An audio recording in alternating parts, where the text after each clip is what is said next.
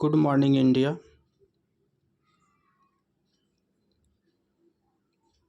आज हम सिखाने वाले हैं ratio, proportion and variation. Ratio, proportion and variation एक ऐसा टॉपिक है जो हर एक कॉम्पिटिटिव एग्ज़ाम में आता ही आता है, और बैंक, एसएससी, रेलवे सभी में आता है। तो हम इसको बेसिक्स से एकदम जीरो लेवल से स्टार्ट करेंगे। एकदम जीरो लेवल से स्टार्ट करके हाई लेवल तक उसको लेके जाना है। और वीडियो जो है अब से रेशियो प्रपोर्शन का पूरा वीडियो आएगा, इसलिए ध्यान से देखिएगा और इससे सीखने का कोशिश कीजिएगा, ठीक है। रेशियो, प्रपोर्शन एंड वेरिएशन, इसको हिंदी में बोलते हैं अनुपात और समानुपात। ये हमारे अर्थमेटिक का एक अहम हिस्सा है। इसमें हर एग्ज़ाम में 2 से 3 सवाल पूछे जाते हैं, ठीक है। चलिए, सबसे पहले हम इसमें रेशियो के बारे में जान लेते हैं, आखिर रेशियो होता क्या है। तो रेशियो जो है वो, अगर डिफिनेशन की बात करें रेशियो का, तो डिफाइन कीजिएगा कि ratio is the comparison of two number. Ratio क्या है? कंपैरिजन, दो नंबर के बीच के कंपैरिजन और क्वांटिटी के बीच के कंपैरिजन है। दो नंबर बोलिए, जहाँ दो क्वांटिटीज बोलिए, उसके बीच के डिवीजन का कंपैरिजन है। किसका कंपैरिजन है? डिवीजन का। फॉर एग्जांपल कि अगर मान के चलिए ए में आप बी से भाग देते हैं, ठीक है। ए में क्या करते हैं? बी से भाग देते हैं, डिवीजन देते हैं। तो आप इसको रेशियो में कन्वर्ट करना चाहिएगा कि इसको ए में बी से भाग दें, इसको रेशियो के फॉर्मेट में लिखना चाहिएगा। तो लिखिएगा A:B। ये वाई बी को जो हम लिखें A:B, ये हमारे रेशियो में कंपैरिजन हो गया, ठीक है। फॉर एग्जांपल अगर मान के चलिए कि 2 को 4 से भाग देते हैं, तो इसको अगर आप लिखना चाहते हैं रेशियो में, तो लिखिएगा 2:4, ठीक है, ठीक है। अगर आप x में y से भाग देते हैं, x में y से भाग दीजिएगा, ठीक है। तो x में मान के चलिए कि x में आप y से भाग देते हैं, इसको रेशियो में लिखना चाहते हैं, तो लिखिएगा x:y। तो रेशियो के बारे में समझ गए हम, आशा है कि समझ गए होंगे कि रेशियो जो है वो डिवीज़न को, हम फॉर्मेट को ही रेशियो में कन्वर्ट कर देते हैं, और वो कैसे करते हैं सीख गए होंगे। आगे चलते हैं तो और रेशियो के बारे में डिटेल्स में आगे जानकारी है हमारे पास। कि बात करें रेशियो के, तो वो जो रेशियो जो है उसमें जो होता है, दो नंबर और दो क्वांटिटीज का कंपैरिजन की बात करें, तो the comparison of two number और और quantities is meaningless if they are not is same kind and same unit.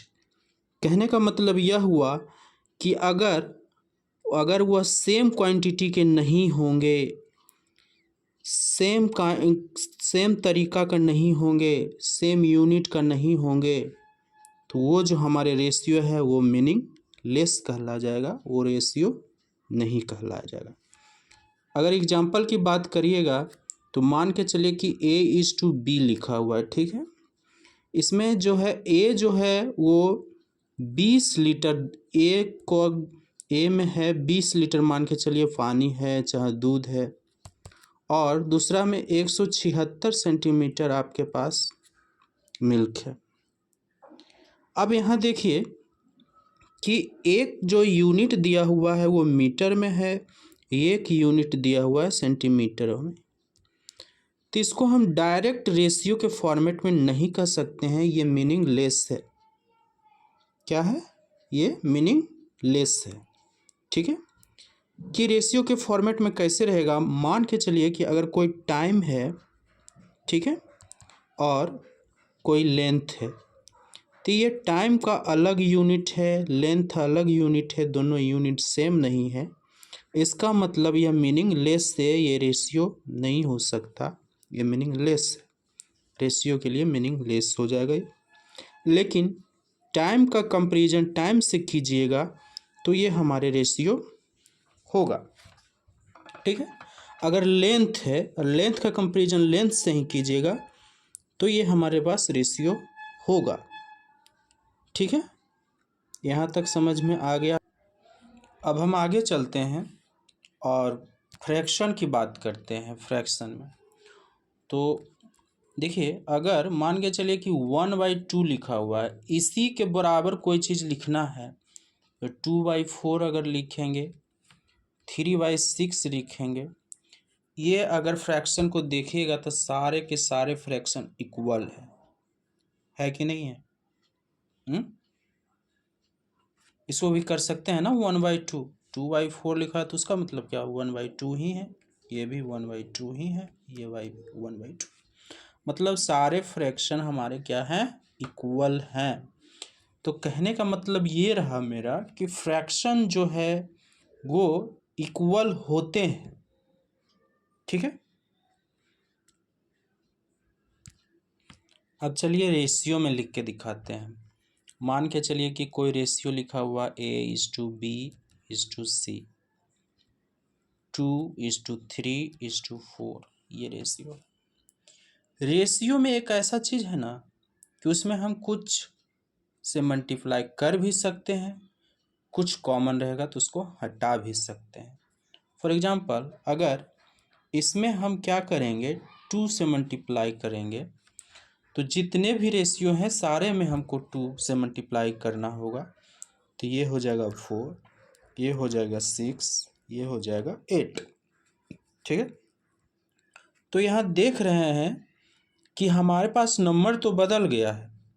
क्या हुआ, नंबर बदल गया है, लेकिन इसको अगर रेशियो में बात कीजिएगा तो वो सेम ही रेशियो है, वही रेशियो है, पहले वाला ही रेशियो है। ठीक है, क्या है, पहले वाला ही ये रेशियो है, कोई चेंजेशन नहीं हुआ है 2 से मल्टीप्लाई करने के बाद भी। ठीक है, अब आगे चलिएगा तो मान के चलिए एक दूसरा है कि A/B, B/C, ये हमारे पास 16 है, 12 है, 8। और इसको रेशियो में शॉर्टेस्ट फॉर्म में, रेशियो का मतलब होता है कि कम से कम मतलब आ जाना चाहिए, प्राइम नंबर में आ जाना चाहिए। ठीक है, मतलब उससे ज़्यादा, मतलब कि सबसे कॉमन, सारे में कॉमन जो रहेगा तो वो हमारे 4/3/2। कहने का मतलब हुआ कि रेशियो में कुछ मल्टीप्लाई कर भी सकते हैं, कुछ कॉमन टर्म रहेगा तो उसको हटा भी सकते हैं। ठीक है, सही है, यहाँ तक समझ में। आप सोच रहे होंगे कि आखिर हम कर क्या रहे हैं, मल्टीप्लाई कर रहे हैं, इससे हमको फ़ायदा क्या होगा, है ना। तो ये जो है मल्टीप्लाई करना, डिवाइड करना, उससे कुछ निकाल लेना, ये जो है वो कहलाता है हमारा बैलेंसिंग। क्या कहलाता है, बैलेंसिंग। अब हम आपको बैलेंसिंग करना सिखाएंगे, आखिर रेशियो में बैलेंस कैसे किया जाता है। ठीक है, और ये जो बैलेंसिंग है वो प्रकार के होंगे, आगे बताते हैं। सबसे पहले सीखिए कि बैलेंसिंग कैसे किया जाता है, बैलेंसिंग होता क्या है। तो बैलेंसिंग जो है, मान के चलिए कि आपके पास कोई बोल देता है कि A/B = 2/3 है, कोई रेशियो है, और कोई दूसरा रेशियो है जो कि B/C है, उसका अलग रेशियो है, 5/4 है। ठीक है, और आपसे सवाल ये पूछ देगा कि बताइए कि A ratio B ratio C बराबर में क्या होगा। ठीक है, क्या होगा। तो इसको हम बैलेंस करेंगे। क्या करेंगे? बैलेंस। तो बैलेंस करने के लिए हमारे पास एक कॉमन टर्म होना चाहिए जो कि दोनों में रहना चाहिए। तो यहाँ पर देखिएगा तो B जो है इसमें भी है, B इसमें भी है। इसका मतलब यह हुआ कि अगर बात करिएगा तो A का रेशियो का ये होगा और B का ये होगा, है ना। और इसमें अगर बात कीजिएगा तो B का ये होगा और C का ये होगा। तो हमारे पास जो कॉमन टर्म है वो B है। क्या है? B है। तो B का जो भी मान रहेगा, B का मान इसमें कितना है? तो B के मान इसमें 2 है। इसमें कितना है? सॉरी, B का मान 2 नहीं है, इसमें B का मान कितना है? 3 है। ठीक है, B का मान 3 है और इसमें B का मान 5 है। तो ये वाला रेशियो में अगर 5 से मल्टीप्लाई कर दीजिएगा और ये वाला रेशियो में अगर 3 से मल्टीप्लाई करिएगा, इसका मान इसमें कीजिएगा और इसका मान इसमें कीजिएगा, तो हमारे पास जो रेशियो बन जाएंगे वो बन जाएगा 5 2 जा 10, है ना, 15। इसका बात करेंगे तो हो जाएगा 15 12। ठीक है, अब हम इससे क्या कर सकते हैं कि ये देखिए ये बी सी, है ना, मतलब ए का वैल्यू 10 तो बी का वैल्यू 15, बी का वैल्यू 15, सी का वैल्यू 2। अब हम इसको कह सकते हैं कि ए का वैल्यू 10 होगा, बी का वैल्यू 15 होगा और सी का वैल्यू कितना होगा? 12 होगा। क्या होगा? 12। समझ गए कैसे निकालना है? समझ गए हैं बैलेंस करके। ठीक है, आगे चलते हैं। आगे में इसी को अगर आपको लगता है कि सीधा सीधा नहीं होगा तो देखिए ये टाइप 1 लिखिएगा। हमारे पास A/B है, कितना था? 2:3। और यहाँ लिखिएगा B/C, ये हमारे पास 5:4 है। ठीक, इस तरीका से देखिएगा ये जो B है मिडिल टर्म कहलाता है। क्या कहलाता है? मिडिल टर्म, मीडिएटर है। ये होना चाहिए। अगर ये नहीं है मीडिएटर तो हम निकाल नहीं पाएंगे। तो हमारे पास मीडिएटर B है और ये B का है, तो इसको देखिए निकालेंगे कैसे, उससे आसान तरीका बताते हैं। लिखिएगा A/B/C। A निकालने के लिए इसको मल्टीप्लाई कीजिएगा तो लिखिएगा 5 2 जा 10। ठीक है, अब क्या कीजिएगा? B निकालने के लिए एक अंक को काट दीजिएगा। क्या कीजिएगा? काट दीजिएगा। उसके बाद फिर से 2 अंक लीजिएगा तो 5 3 लीजिएगा, तो वो हमारे पास हो जाएंगे 15। मल्टीप्लाई कीजिएगा तो उसके बाद अगर C निकालना है तो उसके लिए क्या करेंगे? C निकालने के लिए ये वाला 3 4 को मल्टीप्लाई करिएगा तो हो जाएगा 12। ठीक है, C निकालने के लिए 5 को काटिएगा, एक एक अंक काटते जाना है। ठीक है, एक एक अंक क्या करना है? काटते जाना है। तो इसका स्ट्रक्चर बनाइएगा तो इस तरीका से बनता है, ऐसे ऐसे ऐसे, यहाँ 2 5 3 4। कैसे करना है? सबसे पहले ये दोनों को करना है 10, फिर ये दोनों को करना है, एक अंक काट दीजिएगा 15, फिर एक अंक काट दीजिएगा, ये दोनों को करिएगा 12। सही है। चलिए नेक्स्ट एग्जांपल लेके चलते हैं, उसमें बताइएगा आंसर कितना आएगा। ए का वैल्यू और A/B का वैल्यू हमारे पास 3:2 है, और B और C का वैल्यू 2:5 है। वही सवाल है कि A/B/C A/B/C इक्वल टू क्या होगा, बता नहीं दीजिएगा। कैसा करना है पता है ना, 3:2 6, एक अंक काट देना है, ठीक है। फिर इसको मल्टीप्लाई कीजिएगा, 2 × 4, ठीक है।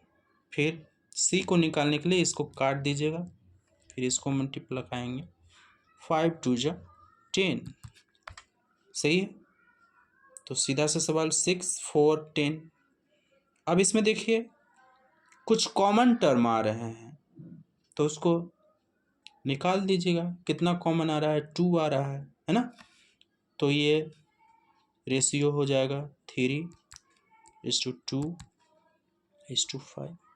2 कॉमन था, 2 निकाल दीजिएगा तो हो जाएगा। अब हम आगे सिखाते हैं। ये तो हमारे पास 3 वाला सिखा दिए, 2 वाला सिखा दिए, अगर 4 रहेगा तो कैसे सीखें।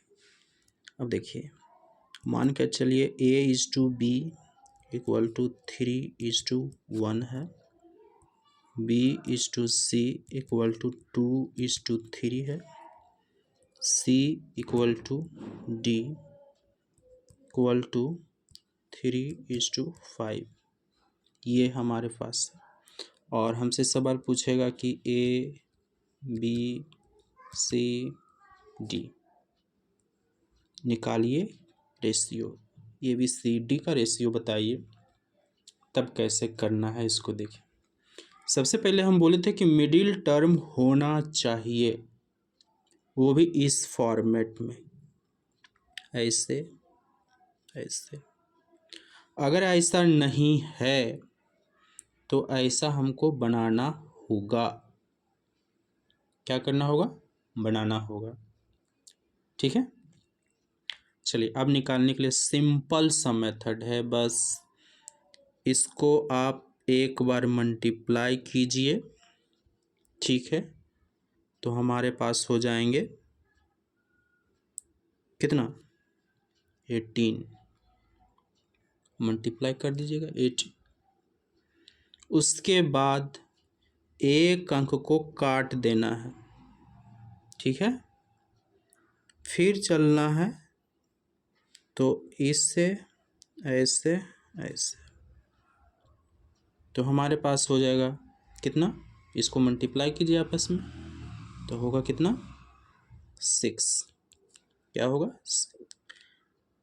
फिर से एक अंक काट देना है और एक अंक इधर बढ़ा देना है, तो कितना हो जाएगा, 3 × 1 × 3 = 9, ठीक है। उसके बाद फिर से D निकालने के लिए इसको काट देना है और इसको आपस में मल्टीप्लाई करना है, तो 1 × 3 × 5 = कितना, 15, ठीक है। ये हमारे पास हो गया। अब ये हमारे पास हो गया, तो देखिएगा इसमें कोई कॉमन टर्म भी है क्या। अगर कॉमन टर्म रहेगा तो उसको हटा देंगे। तो यहाँ पर देखने से लगता है कि 3 हमारे पास कॉमन टर्म है, तो 3 जब कॉमन टर्म है तो 3 कॉमन हटा दीजिए, तो हो जाएगा 6 2 3 5। ये हमारे पास होगा, क्या होगा, इसका आंसर होगा।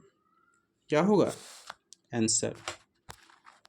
समझ में आया, नहीं आया होगा तो एक एग्जांपल और लेते हैं, ठीक है। देखिए, अगर A/B इक्वल टू 1:2 है, B/C इक्वल टू 3:4 है, C/D इक्वल टू 2/3 है। ठीक है, क्वेश्चन है ABCD निकालना है, पता ही है क्या करना है, ये सब को आपस में मल्टीप्लाई करना है कि नहीं। तो मल्टीप्लाई कीजिए, 1 × 3 × 2 कितना होगा 6, कितना होगा 6। उसके बाद अगला काम क्या है, एक के काट देना है, इसको काट दी। फिर हमारे पास मल्टीप्लाई कीजिए 3/2 × 2। ठीक है, तो हमारे पास कितना आएगा, आएगा 12। ठीक है, मल्टीप्लाई कीजिए, फिर से एक अंक काट देना है और फिर से हमको इसको और इसको आपस में मल्टीप्लाई करना है। ठीक है, तो मल्टीप्लाई कीजिए, 2/2 = 4 कितना होगा 16, कितना हुआ 16। उसके बाद अगला काम क्या करना है, फिर से इसको काट देना है, फिर से इसको तीनों को आपस में मल्टीप्लाई करना है, 2/4 = 3 आपस में मल्टीप्लाई कीजिए। तो मल्टीप्लाई करने के बाद कितना आएगा 24। अब देखेंगे क्या कोई ऐसा कॉमन टर्म है जो कि इससे बाहर निकलेगा, तो वो निकाल दीजिएगा, नहीं तो यही आंसर होगा। ठीक है, तो हमारे पास इसको 2 निकालेंगे तो 6 8 और उसके बाद यहाँ पर हो जाएगा 12, है ना। ये इसका क्या कहलाएगा आंसर। आ गया समझ में, आया कि नहीं आया समझ में, पहले ये बताओ, आ गया समझ में। चलिए, अब ये हमारे पास 4 वाले सिखाएं कि अगर 4 गो ABCD रहेगा। चलिए अब नेक्स्ट सिखाते हैं कि 5 गो वाला कैसे करते हैं। मान के चलिए कि A/B = 3/1 है और B/C = 2/5 है और C/D = 1/2 है और D/E = 3/2 है। और हमारे पास सवाल आएगा A/B/C/D/E, बताइए क्या होगा। तो बस सिंपल सा है, उसी तरीक़ा से सबसे पहले देखिएगा इसका कॉमन टर्म होना चाहिए, इस तरीक़ा से B/C/D ये है तो काम कर सकते हैं, नहीं तो इसको सरियाना होगा। तो इसको बनाने के लिए सबसे पहले ये सब को आपस में मल्टीप्लाई किया गया, 3/2 × 1 × 3 और सब को मल्टीप्लाई करने के बाद हमारे पास कितना आएगा 18। ठीक है, उसके बाद एक अंक को काट दीजिएगा। ठीक है, एक अंक को काटने के बाद अब ये सारे जितने जो बचे इसको आपस में मल्टीप्लाई करेंगे, 2 × 1 × 3 × 1 और इसको मल्टीप्लाई करने के बाद जो हमारा आएगा वैल्यू वो कितना आएगा 6 आएगा। ठीक है, फिर से इसको काटेंगे, उसके बाद फिर 1 से इसको यहाँ तक मल्टीप्लाई करेंगे। ठीक है, तो 1 × 3 × 1 × 5 और ये जो हमारा वैल्यू आएगा 15 आएगा। ठीक है, फिर आगे के लिए एक अंक फिर से काटेंगे और एक अंक इधर बढ़ा देंगे तो 3 × 1 × 5 × 2 और ये आपस में मल्टीप्लाई करके कितना होगा 13। ठीक है, 13 होगा। उसके बाद फिर से एक अंक काटिएगा और ये सब को आपस में मल्टीप्लाई कर दीजिएंगे, 1 × 5 × 2 × 2 तो जो हमारा वैल्यू आएगा वो आएगा 20। और इसमें कॉमन टर्म कुछ होगा तो वो निकाल देंगे, नहीं तो यही हो जाएगा हमारा, क्या हो जाएगा आंसर। ठीक है, आज के लिए इतना ही। अब नेक्स्ट वीडियो में इसके आगे बताएंगे। ठीक है।